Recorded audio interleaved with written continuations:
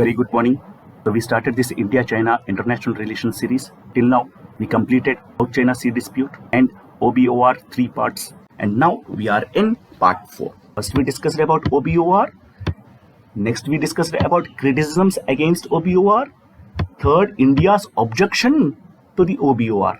And now we should discuss what if we use this OBOR. Any advantages are there or not? If yes, what are those advantages? If India uses this OBOR, we can use this OBOR as a mega infrastructure project. Please do remember, we can use this OBOR route from Xi'an. It started in Xi'an. From there, it entered into Central Asia. From there, it entered into West Asia. From there, it entered into Russia. From there, and it entered into Europe and ended at Italy. So, if you observe here, this is China, nothing but East Asia. Next, it entered into Central Asia. Next, it entered into West Asia. Next, it entered into Eurasia, nothing but Russia. Next, ended at Europe. So, if you observe, this all the countries in these sector, Central Asia, West Asia, Russia, and Europe, maximum are developed countries. We can generate income at that place. So, we accept these two issues, CPEC and string of pearls.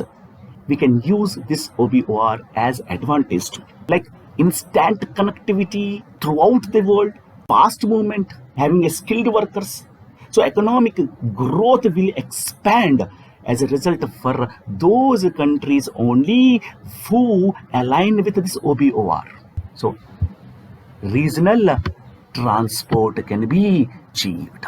In the same way, we can achieve the energy security by developing our pipelines infrastructure in India, TAPI project, IPI project. So if we use this Russia, this West Asia, this Central Asia, this Europe, through this China, we can connect the pipeline connectivity, nothing but pipeline infrastructure. So energy security problem will be solved. Next, the blue economy, nothing but from Italy, nothing but Europe. Then we entered into Mediterranean Sea. From there, we entered into Red Sea.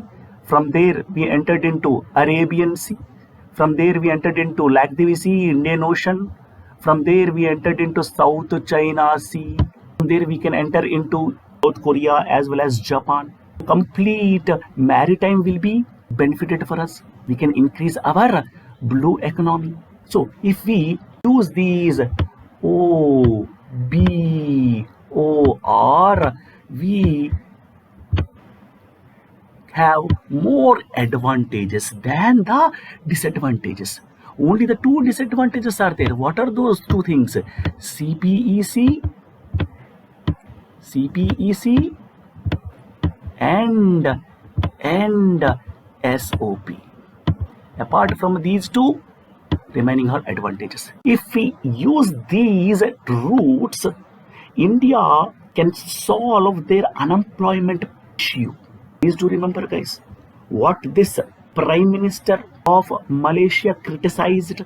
This country is just using for their domestic problems to solve their domestic problems. What Prime Minister of Malaysia said? These China, by using this OBOR, they are solving their own domestic problem. And what is their domestic problem? Excess labor. So in the same way, we can also have a very great skilled workers. We are having lot of skilled workers. We can provide those class employee. We can create those class employment. As China is trying to solve their own domestic problem, we can also use this strategy. So the main problem, unemployment, will be solved. So in the same way, industrial productions will be increased. Industrial productions will be increased. This OBOR ensured that India's industrial production does not get the fillip. It needs to encourage savings improve their connectivity and enhance for their welfare state. And India cannot catch up with China unless it benefits from the opportunities like One Belt, One Road. So accept this CPEC, remaining everything are in our side. Let us hope. We don't know what happens in the next coming years, because till now I discussed only about the areas of detention. When I will discuss about areas of cooperation, then your perspective will change. Now in this series you will just face a negative problem. You can observe this China, you can see this China as a negative way. But when we discuss about the cooperation relations, the defense relations, maritime relations, science and technology relations, cyber security relations, then you will get a positive attitude for this China. Is it clear? So till now we are discussing in a friction way, friction relations, detention relations between India and China. After this, we will discuss about cooperation relations between India and China. Then your perspective will change. But you should have both for and against knowledge. And what are the criticisms of India not joining this OBOR? Please do observe here. What is this? Shanghai Cooperation Organization. You know the history of this, which is an political economic alliance which was created in 2001. Please do remember, it was created in which year? 2001. At that time there was only 5 countries. What are those? China, Kazakhstan, Kyrgyzstan, Russia, Tajikistan and Uzbekistan, especially called as Shanghai 5. Right? So actually it was founded in 1996. Please do remember, guys. SCO, actually its previous name was Shanghai 5. Shanghai 5 group. And from 2001, the name changed into Shanghai Cooperation Organization. Please do remember, guys. For each and every organization there will be a bank. For example, European Union, which is an organization, right? NAM, which is also an organization, right?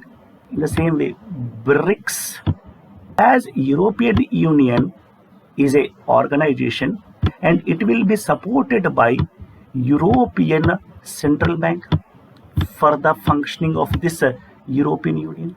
In the same way, NAM, which is an organization, so this will be also supported by one bank, that is called Asian Development Bank.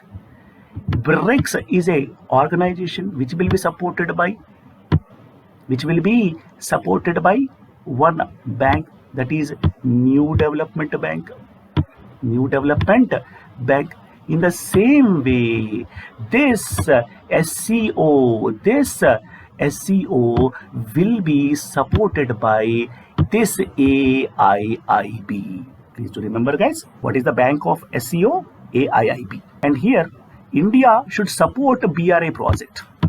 This is the rule. Otherwise India will be isolated from this SCO and AIIB. So whoever the partners are there in this Shanghai Cooperation Organization, they should support this BRI. But whereas India, though it is a member of SCO, still it is not supporting this BRI. So this one or other way, it will create a problem to India. India can be isolated, may isolated from this group. And India gave a very great statement, counter statement, that India's biggest problem was never of international isolation. As India is too large with an economic and political entity which can fight back in terms of IOR, and China needs our market more than India needs Chinese investors. So in this way we countered it, but reality we should accept it. If we are not going to support this BRI, definitely we will face this isolation. So please do remember, SCO founded in 1996. Later it name changed into SCO in 2001. And right now there are 8 member states. And this bank was formed in 2017. Is it clear to everyone?